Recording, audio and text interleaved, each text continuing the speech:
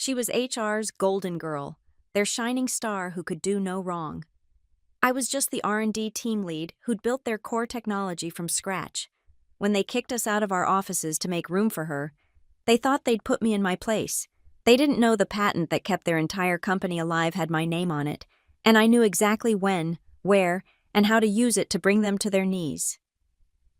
My name is Alexandra Quinn, Alex to anyone who's worked with me longer than a week, and I should have known something was wrong the moment I stepped off the plane from Geneva. The International Neuroscience Conference had been a triumph. 3 standing ovations for our breakthrough in neural signal processing, 2 acquisition offers I'd politely declined, and 1 very persistent venture capitalist who'd slipped his card into my laptop bag with a number that made my eyes water. I'd spent the entire flight back to San Francisco rehearsing how I'd share the good news with my team. Marcus would probably cry the gentle giant always got emotional about recognition. Sarah would demand we celebrate with that ridiculously expensive bourbon she'd been saving. And Tom, our youngest engineer, would probably just grin and say, "I told you we'd change the world, boss." But when I pushed open the door to our wing at Neurovis Innovations that Monday morning at 8:30, coffee in hand and success still buzzing in my veins, I found myself staring at blank walls and empty desks. Not just empty stripped, the walls that had held our patents, our awards, our ridiculous collection of team photos from every product launch, all gone. The specialized equipment I'd spent 2 years acquiring, piece by piece, nowhere to be seen. Even the coffee machine, the Italian beast that Tom had named Lucia and treated like a beloved pet, had vanished. "Alex," Marcus's voice came from behind me, uncertain and confused. "You're back early. I thought your flight wasn't until—" He stopped mid-sentence as he saw what I was seeing, or rather, what we weren't seeing. "Where the hell is everything?" Sarah's voice cut through the silence as she arrived, her heels clicking aggressively on the polished floor. Behind her, Tom and the rest of the team began filtering in, each face registering the same progression of confusion, disbelief, and anger.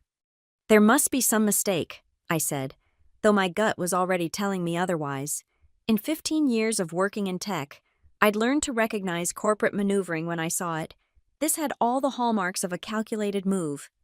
The answer came in the form of Derek, the head of facilities, who appeared with the studied casualness of someone who'd been waiting for us to arrive. His smile was apologetic, but his eyes remained carefully neutral, the look of middle management carrying out orders they didn't create but wouldn't question. "Alex, welcome back. Great conference. I heard—" He didn't wait for my response. "So, there's been a small reorganization while you were away. Nothing major. Your team's been relocated to Building C." Building C, the old manufacturing wing, the place where they kept surplus inventory and outdated equipment, the place where careers went to die. "Relocated," I repeated, keeping my voice level. "And our equipment. Already moved. Everything's set up and waiting for you." His smile stretched wider. Faker. "It's actually quite spacious. Much more room for your projects." I could feel my team's eyes on me, waiting to see how I'd respond. In that moment, I had 2 choices: make a scene and give them the satisfaction of seeing me rattled, or play along and gather information. "I see," I said, taking a slow sip of my coffee, "and I assume there's a reason our previous space was needed so urgently." Derek's relief at my calm response was palpable. "Oh, yes, we're onboarding a new specialist. Very exciting addition to the company. HR and the executive team are really enthusiastic about the fresh perspective she'll bring. I look forward to meeting her," I said, the lie sliding smoothly off my tongue. "Building C, you said." "Through the sky bridge, past the cafeteria, down to the lower level. Can't miss it." As Derek scurried away, I turned to my team. "Let's go see our new accommodations." The walk to Building C felt like a funeral procession. The sky bridge offered a view of the parking lot where my reserved spot, earned after 10 years with the company, was now occupied by a cherry-red Tesla with a custom license plate, InnoVT1. Building C was worse than I'd imagined. The fluorescent lights flickered with the telltale buzz of aging ballasts. The air smelled of rust and industrial cleaner. Our spacious new lab was a converted storage area with concrete walls and no windows, tucked between the loading dock and the archives. Water stains decorated the ceiling like abstract art, and I could hear the HVAC system's death rattle echoing through the vents. But our equipment was there, hastily arranged and still partially boxed. My team stood in the doorway, and I saw the defeat already creeping into their shoulders. "This is bullshit," Tom said, his usual optimism nowhere to be found. "This is temporary," I corrected, though I wasn't sure I believed it myself. "Let's get set up. We have work to do." As my team reluctantly began unpacking, I pulled out my phone and scrolled through the weekend's company emails. There it was, sent Friday at 4:45 p.m., when they knew I'd be in the air. "Please join us in welcoming Sienna Vale to the Neurovis family." The corporate speak was thick enough to choke on. Transformative leader. Innovative approach. Exciting new chapter, but it was the last line that made my blood run cold. Sienna will be taking over the primary R&D space to launch her groundbreaking initiatives. My space, my lab, my team's home for the last 5 years. I looked around at the dungeon they'd relegated us to, at my brilliant team trying to make the best of this insult, and felt something cold and calculated click into place in my mind. They wanted to play corporate games, fine, but they'd forgotten one crucial detail in their little reorganization. The patent that powered 90% of Neurovis's value, the neural mapping algorithm that made our entire product line possible, that patent had my name on it. And the licensing agreement I'd signed when I joined had some very specific clauses about usage, access, and modification. Clauses that I was betting nobody in HR had bothered to read. I met Sienna Vale 3 days later, though met might be too generous a word for what actually happened. She swept into our dungeon at 11:15 a.m. with an entourage that included Derek from Facilities, Patricia from HR, and our CEO. Richard Blackstone, a man who hadn't set foot in the actual R&D areas in the 2 years since his golf buddy on the board had appointed him. The clicking of designer heels on concrete announced their arrival before they appeared. Sienna was everything Central Casting would order for disruptive innovator, 28 years old, Harvard MBA, prominent on her LinkedIn, blonde hair styled in that carefully messy way that probably cost $300, and a smile that never quite reached her eyes.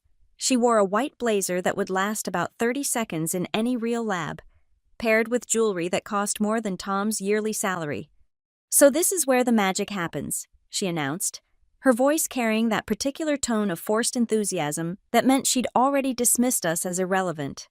Her gaze swept over our cramped space, our jury-rigged equipment setup, and my team in their practical clothes and tired faces. I saw her nose wrinkle slightly at the musty smell we'd been trying to combat with industrial fans. Richard cleared his throat. "Sienna wanted to tour all the R&D facilities, get a sense of the whole operation. Sienna, this is Alexandra Quinn and her team. They handle some of our legacy projects." Legacy projects, the neural mapping system that generated $70 million in revenue last quarter, was now a legacy project. How wonderful. Sienna's smile widened as she extended a manicured hand that I briefly considered not taking. "I've heard so much about your little team. It must be so rewarding, maintaining the old systems while people like us push toward the future." People like us, as if she and Richard were somehow cut from the same innovative cloth. "We do our best," I replied, shaking her hand with exactly the amount of pressure that conveyed professional courtesy and nothing more. "I heard you'll be working on some groundbreaking initiatives. What area of neural processing will you be focusing on?" The question was a test, and she failed it spectacularly. "Oh, disrupting the whole paradigm," she said, waving her hand vaguely. "We're going to leverage synergies across multiple verticals, really drill down into the blockchain possibilities of neural interfaces." Blockchain, neural interfaces. I felt Sarah suppress a snort behind me. "Blockchain," I repeated slowly, "for neural signal processing." "Exactly." She beamed as if I'd validated her genius. "I knew you'd get it. Richard says you're quite technically minded for someone of your generation." The condescension dripped like honey from a poisoned comb. I was 42, not 90, and I had 2 PhDs she'd apparently never bothered to Google. Patricia jumped in, ever the HR cheerleader. "Sienna's already made such an impact. She's redesigned the entire workspace to promote creative thinking. You should see it. Meditation pods, a juice bar, Standing desks that adjust automatically based on your biorhythms. Biorhythm adjusting desks, Marcus muttered under his breath, because that's what neural mapping needed. Richard's eyes narrowed slightly at Marcus, then turned back to me. Actually, but, Alex, we'll need you to prepare a full technical briefing for Sienna by end of week. She'll be taking the lead on presenting our Q3 innovations to the board, and she needs to understand, what is it you call it? The baseline architecture. The fundamental neural mapping algorithm, I corrected. The patented process that underlies our entire product suite. Right, that, he waved dismissively. Just put together something simple. Maybe some PowerPoints with graphics. Sienna's more of a visual learner. I felt Tom tense beside me. That algorithm had taken me 3 years to develop, another 2 to refine, and explaining it to someone who thought blockchain belonged anywhere near neural processing would be like teaching calculus to someone who struggled with addition. Of course, I said smoothly. Though the algorithm is quite complex, it might take more than a few days to create comprehensive training materials. Sienna laughed, a tinkling sound that grated like nails on glass. Oh, I'm sure it's not that complicated. I mean, if you could figure it out. She trailed off, the implication hanging in the air like a toxic cloud. You're right, I agreed, my smile sharp enough to cut. I'm sure someone with your obvious expertise in blockchain neural interfaces will have no trouble grasping the mathematics involved. I'll include all the differential equations and matrix transformations. You're comfortable with nonlinear dynamics, I assume. Her smile flickered for just a moment. Of course. Richard checked his Rolex, the universal signal of an executive who'd graced the peasants with enough of his time. Excellent. Sienna, we should head back up. The architects are coming at noon to discuss the plans for the Innovation Lab. Innovation Lab. Sarah couldn't help herself. Patricia beamed. Oh yes, we're converting the old conference room into a state-of-the-art innovation space for Sienna's team. It's going to be amazing VR stations, holographic displays, even a coffee bar with a barista trained in molecular gastronomy. The old conference room, the one with floor-to-ceiling windows, the one directly above the space my team used to occupy. As they prepared to leave, Sienna turned back, her expression one of practiced concern. Oh, Alexandra. I heard about the space issue. Such a shame about the mix-up. But honestly, this seems more appropriate for your kind of work, less distracting. You know, very authentic. Authentic, like we were some kind of industrial revolution reenactment. After they left, trailing perfume and pretension, my team stood in stunned silence. Did she actually say blockchain neural interfaces? Tom finally asked. She did, I confirmed. And Richard wants her to present our work to the board, Marcus added, disbelief coloring his voice. He does. Sarah slammed her laptop shut. This is insane. She doesn't know the first thing about neural processing. She probably thinks neurons are a type of pasta. I walked over to my desk, a rickety thing that wobbled whenever I typed, and pulled out my personal laptop, the one not connected to the company network. You're right, she doesn't understand the technology. So what do we do? Tom asked. I opened the laptop and navigated to a folder I hadn't accessed in years. The original patent documentation, the licensing agreement, the clauses I'd insisted on when I was young and paranoid and convinced someone would try to steal my work. Turns out, young Alex was smarter than I'd given her credit for. We give her exactly what she asked for, I said, looking at each of my team members in turn. A complete technical briefing on the neural mapping algorithm, every equation, every transformation, every single dependency and requirement. Marcus caught on first, a slow smile spreading across his face. Including the proprietary modules. Especially the proprietary modules. But she won't understand any of it, Tom protested. No, I agreed, pulling up the clause about third-party access and unauthorized technology transfer. She won't, but she'll pretend she does, and when she presents it to the board, when she claims ownership of innovations she can't even explain. Sarah picked up the thought, her grin sharpening. She'll bring about her own downfall. Blockchain neural interfaces, I muttered, shaking my head. Let's see her disrupt her way out of that. Building a team isn't about collecting resumes or LinkedIn endorsements. It's about finding people whose broken pieces fit together with yours to create something unbreakable. Over 5 years at Neurovis, I'd assembled exactly that. Marcus Washington was my first hire, poached from Microsoft's accessibility division where he'd been languishing despite holding 3 patents in adaptive technology. At 6'4" with hands that could palm a basketball. He looked like he'd wandered into the wrong building, but those same hands could perform microsurgery on circuit boards. He'd followed me from my previous company without hesitation when I'd called him at 2:30 a.m. with the Neurovis offer. "You know how they see me," he'd said during that call. "Big black guy must be the diversity hire, right? No one expects me to be the one solving the impossible problems." "Their loss," I'd replied. "My gain."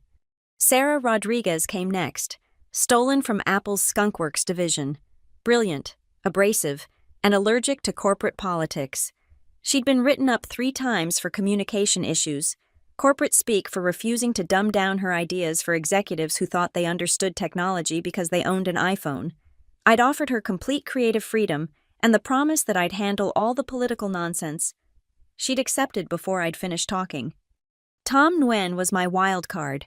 Fresh from MIT with recommendations that called him unfocused and too theoretical. What they meant was he saw connections others missed, could link disparate concepts in ways that seemed insane until suddenly they weren't. I'd found him at a recruiting event, ignored by the Google and Meta recruiters because his GPA was only 3.7 instead of 4.0. Their metrics missed what I saw immediately: hunger and brilliance looking for a home. The others had similar stories. David, the former Navy communications specialist, who could make any system talk to any other system, regardless of compatibility. Jennifer, the materials scientist, who'd been relegated to quality control at her last job because she'd refused her manager's advances. Roberto, the data analyst who'd been passed over for promotion 5 times because his accent was too thick for client presentations. Each of them had been discarded by the system, labeled as difficult or inadequate, or just not quite right, but I knew better. I'd been that person once told I was too aggressive, too technical, too unwilling to play the game. So I'd built a team of misfits and given them something the corporate world never would respect and purpose. We'd worked 18-hour days together during product launches, shared Chinese takeout at 3 a.m. while debugging code, celebrated breakthroughs with champagne and coffee mugs. When Jennifer's daughter had been diagnosed with leukemia, we'd all donated vacation days so she could be at the hospital. When Tom's student loans had threatened to crush him, I'd gone to bat with HR for an advance on his bonus. We weren't just colleagues. We were a unit. The neural mapping algorithm that now powered Neurovis's entire product line that had been born during one of our late-night sessions. Tom's theoretical framework meeting Sarah's practical application. Marcus's accessibility insights, creating new pathways. All of it guided by my vision of what neural processing could become. The patent might have my name on it, a detail I'd insisted on before joining Neurovis, but the innovation belonged to all of us. "Remember when Richard called our first prototype cute?" Sarah asked one afternoon in our bunker, her voice cutting through my memories. She was calibrating equipment with unnecessary force. Said it was a nice little science project, but asked when we'd have something commercially viable. 6 weeks later, we landed the Pentagon contract, Marcus added, not looking up from his workstation. Suddenly we weren't so cute anymore. No, I agreed. We were profitable, which in Richard's world is the only metric that matters. Until someone younger and blonder comes along, Jennifer muttered. I watched my team work in our subterranean exile, noted the determined set of their shoulders despite the indignity of our situation. They could have left. Every one of them had standing offers from competitors I knew, because I'd helped some of them negotiate better retention bonuses by leveraging those offers. But they stayed. Why haven't any of you jumped ship? I asked suddenly. Tom looked up, surprised. Are you kidding? And missed the show? What show? David grinned. Come on, boss. We know you. You don't take hits lying down. You're planning something. We've seen that look before, Roberto added. Same one you had before you destroyed that VP who tried to steal credit for the Neural Bridge project. I didn't destroy him, I protested. I simply ensured accurate attribution. He works at a Radio Shack in Nebraska now, Sarah pointed out. They still have Radio Shacks. Marcus set down his tools and looked at me directly. We're here because you've always had our backs, every single time. When the company tried to outsource David's position, you threatened to walk. When they wanted to pass Jennifer over for lead engineer because of optics, you raised hell until they backed down. You hired me when no one else would even interview me, Tom added. Gave me a chance to prove the theoreticals could work. And more importantly, Sarah said, her cynical armor cracking slightly, you've never taken credit for our work. Every patent filing, every paper, every presentation our names are on them. Do you know how rare that is? I did know. I'd spent 10 years having my work attributed to male colleagues. My ideas presented as team efforts, where my name somehow got forgotten. I'd sworn that when I had the power, I'd do better. Besides, Jennifer added with a sharp smile, we want front row seats when you take down the blockchain princess. I'm not taking anyone down, I said carefully, aware that even in our bunker, walls could have ears. I'm simply ensuring that everyone understands the full complexity of our technology. Right, David said, heavy on the sarcasm. And I'm sure it's just coincidence that you've been reviewing patent law every lunch break. And updating your LinkedIn profile, Tom added. And having coffee with that headhunter from Medisynaptics? Roberto finished. I raised an eyebrow. You've been watching me. We're your team, Marcus said simply. It's what we do. I looked around at these brilliant, loyal people who'd chosen to follow me into corporate exile rather than abandon ship, who'd built something extraordinary with me and were now being treated like obsolete equipment. Hypothetically, I said slowly, if I were planning something, I'd need to know you were all protected, your jobs, your projects, your futures. Hypothetically, Sarah replied, we'd trust you to handle it, like you always have. But also hypothetically, Tom added with a grin, we've all been backing up our work to personal drives, just in case. And hypothetically, Marcus said, I might have documented every single instance of our technology being accessed from IP addresses that trace back to the executive floor, with timestamps. Jennifer pulled out a folder that had been hidden under her keyboard. And completely hypothetically, here's a list of every violation of standard protocol in Sienna's hiring and positioning. Patricia in HR is very chatty after 2 margaritas. I stared at my team, my brilliant, devious, magnificent team. I said finally, Sienna called us a little team working on legacy projects. She also said blockchain neural interfaces, David reminded us, with a straight face. She did, I agreed, feeling the pieces of my plan click into place. And in 3 days, she's going to present our technology to the board, our algorithms, our innovations, our 5 years of blood and sweat. But she doesn't understand any of it, Tom said. No, I smiled, and this time it was all teeth. She doesn't, but she's about to learn that there's a difference between occupying someone's space and understanding what made it valuable. Marcus cracked his knuckles. So what do you need from us? Everything, I said. Every piece of documentation, every test result, every proof of concept, and I need it organized, verified, and legally airtight. Why? Jennifer asked, though her grin suggested she already knew. Because when someone violates the terms of a patent license by sharing proprietary information with unauthorized personnel, the patent holder has certain rights, and when that patent holder happens to own the technology that generates 70% of the company's revenue. Game over, Sarah finished. Checkmate, I corrected. But first, we need to let her make her move. The email arrived Tuesday at 9:45 a.m., marked urgent, with that red exclamation point that Richard loved to abuse. Alexandra, change of plans. The board has moved up their quarterly review. Sienna will be presenting the Neural Mapping Innovation Portfolio Thursday at 2 p.m. Please ensure she has all necessary materials by end of business today. RB. Today, they wanted 5 years of revolutionary work condensed into digestible chunks for someone who thought blockchain belonged in neural processing by close of business today. Boss, you seeing this? Marcus called out, his own laptop pinging with the CC. I see it, I replied, already drafting my response. Professional, accommodating, and with just enough buried concerns to cover my ass when everything went sideways. Richard, I'll compile the materials immediately. However, given the complexity of the neural mapping algorithm and its dependencies, I strongly recommend scheduling a technical walkthrough. The mathematical foundations alone require significant context. Should I also include the proprietary source code modules, Alex? His response was almost instant. Just the highlights. Make it visual.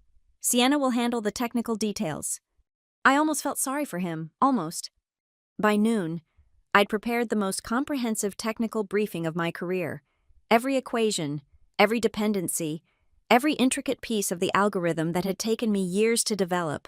But I'd followed Richard's instructions to the letter. I'd made it visual. Flowcharts with enough complexity to make your eyes bleed. Diagrams that required 3 engineering degrees to interpret. And buried in slide 47 of 93. The critical dependency notice that our entire system relied on proprietary modules covered under my personal patent. This is sadistic, Sarah said, looking over my shoulder at a particularly dense slide about quantum probability matrices in neural state predictions. This is exactly what they asked for, I corrected.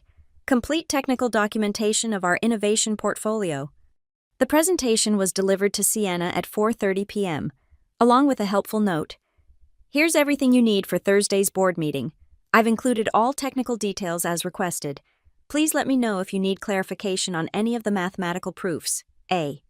Wednesday morning brought chaos. My phone rang at 6:15 a.m. Sienna.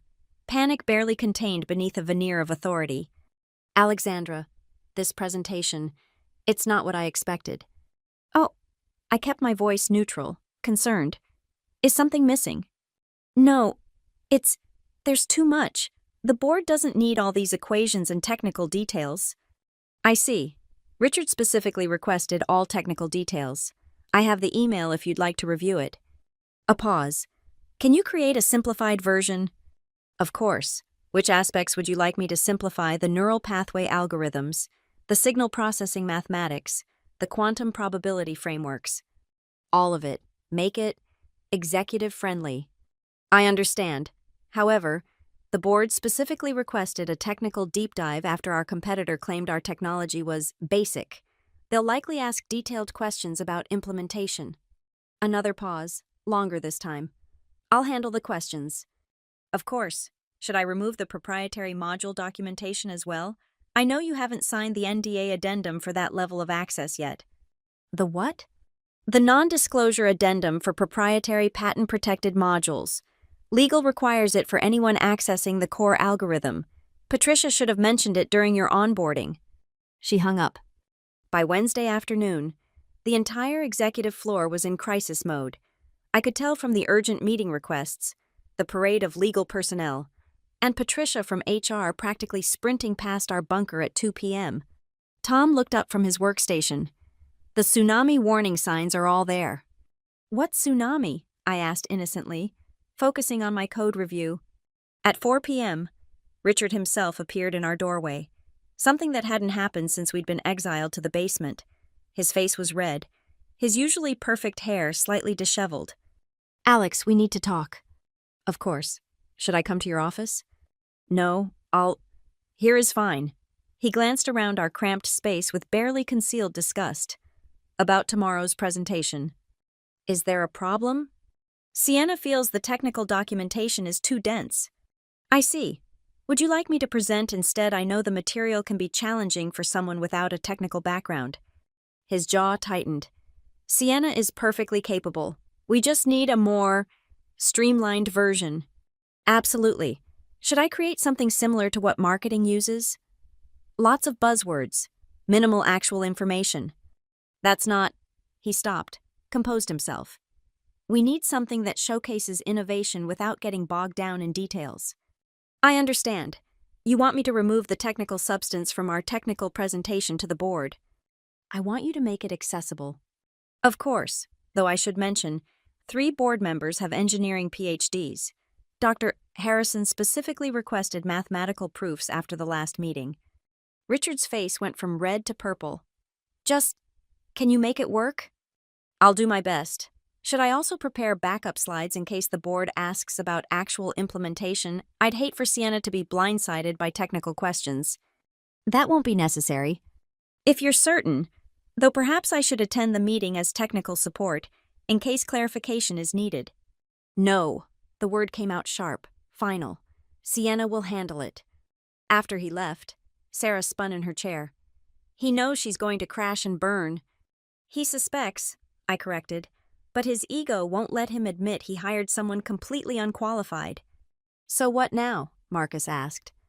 I pulled up the revised presentation I'd already prepared, one that looked simplified but actually contained even more technical landmines. Every simplified diagram had footnotes referencing the complex mathematics.